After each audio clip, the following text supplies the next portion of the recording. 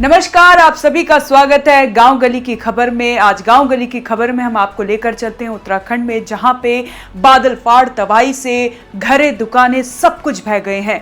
हिमाचल के धर्मपुर में bus stand डूब गया है। मंडी और शिमला में भूस्खलन से सड़कें बंद हैं।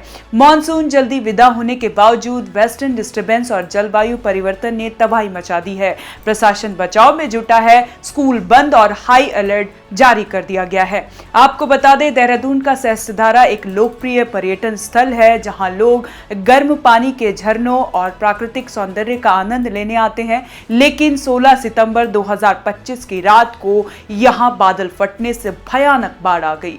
रात भर हुई भारी बारिश से तमसा नदी उफान पर आ गई।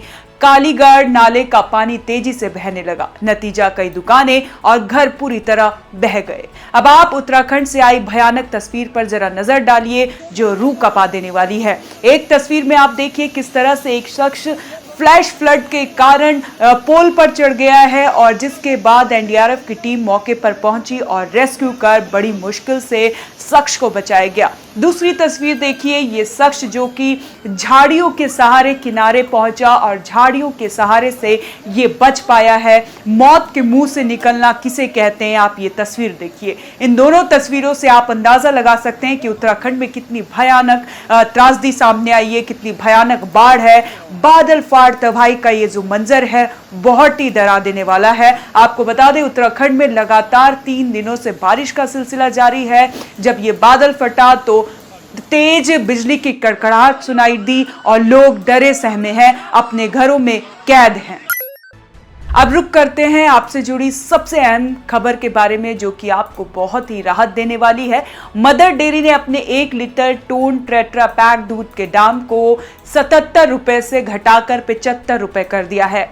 अब आपको दूध, वैल्यू एडेड डेयरी प्रोडक्ट्स और प्रोसेस्ड फूड्स पर पूरी जीएसटी लाभ मिलेगा, यानी 100% जीएसटी का फायदा सीधे आपके पास पहुंचेगा। यह बदलाव 22 सितंबर से लागू होगा। सरकार ने बीते 3 सितंबर को जीएसटी सुधारों का ऐलान किया था और तमाम जरूरी सामानों पर लागू टैक्स में कटौती की जानकारी शेयर की थी। वित्त मंत्री ने कहा था कि 22 सितंबर से जीएसटी के नए रेट्स लागू होंगे और दूध, पनीर से लेकर एसी टीवी तक सस्ते हो जाएंगे। इनके लागू होने से पहले ही मदर डेयरी ने अपने कस्टमर को बड़ी राहत देते हुए अपने मिल्क प्रोडक्ट्स की कीमत कम कर दी है। अब रुक करते हैं सबसे अहम खबर का, जिस सुप्रीम कोर्ट ने राजनीतिक दलों को पॉश कानून के दायरे में लाने की याचिका को खारिज कर दिया है। कोर्ट का कहना है कि राजनीतिक दलों को वर्क प्लेस यानी काम करने की जगह नहीं माना जा सकता। इस फैसले के बाद राजनीतिक दलों में आंतरिक शिकायत समिति बनाना अनिवार्य नहीं होगा। हालांकि सुप्रीम कोर्ट ने याचिका पर आगे विचार करने से इनकार कर दिया है। सीजीआई ने कहा है कि जब कोई व्यक्ति किसी राजनीतिक दल में शामिल होता है तो वह नौकरी नहीं होती, कोई भुगतान नहीं होता। इसके बाद पीठ ने अधिवक्ता योगमाया द्वारा दायर विशेष अनुमति याचिका को खारिज कर दिया। इससे पहले इसी याचिकाकर्ता ने राजनीतिक दलों को पॉश अधिनियम के तहत लाने की मांग करते हुए एक जनहित याचिका दायर की थी। उक्त जनहित याचिका को लेकर केरल हाईकोर्ट के फैसले को चुनौती देने की स्वतंत्रता के साथ वापस लिया गया।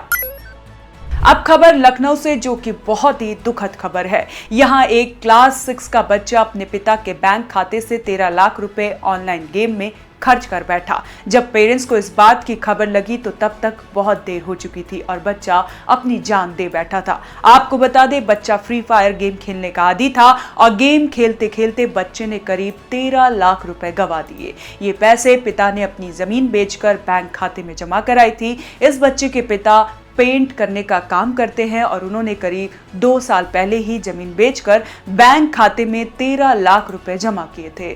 आज आपको कुछ ऐसी सेफ्टी टिप्स बताने जा रहे हैं जिनकी मदद से आप अपने बच्चों और बैंक खाते में रखी रकम को सुरक्षित कर सकते हैं। सबसे पहले बैंक खाते और फोन की सेटिंग्स में बदलाव करें और बच्चों को ना बताएं। बैंक खाते की लिमिट करें सेट, मजबूत पासवर्ड का यूज करें।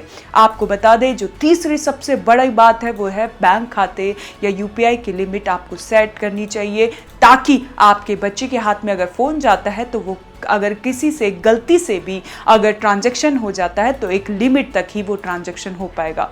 ऑटो सेव पासवर्ड को डिसेबल कर दें। इन ऐप परचेज को ब्लॉक कर दें। अब खबर आपके जीवन से जुड़ी बेहद अहम है, ध्यान से सुनिएगा।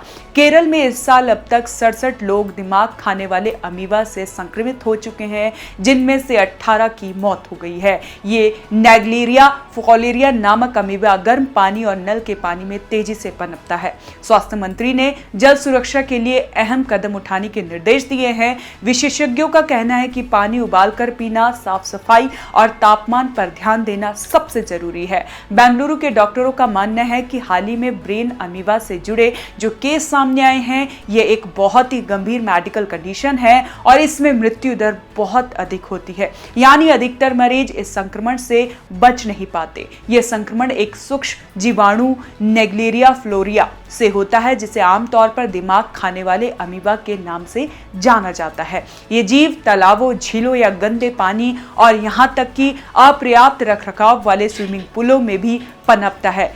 गर्म परिस्थितियां इस रोगाणु के लिए आदर्श प्रजनन स्थल बनती हैं, जिससे वाटर एक्टिविटीज के दौरान मनुष्य के इसके संपर्क में आने की संभावना बढ़ जाती है। तो कैसी लगी आपको ये जानकारी, हमें कमेंट कर जरूर बताएं और देखते रहें गांव गली की खबर और बने रहें हमारे साथ गली न्यूज में।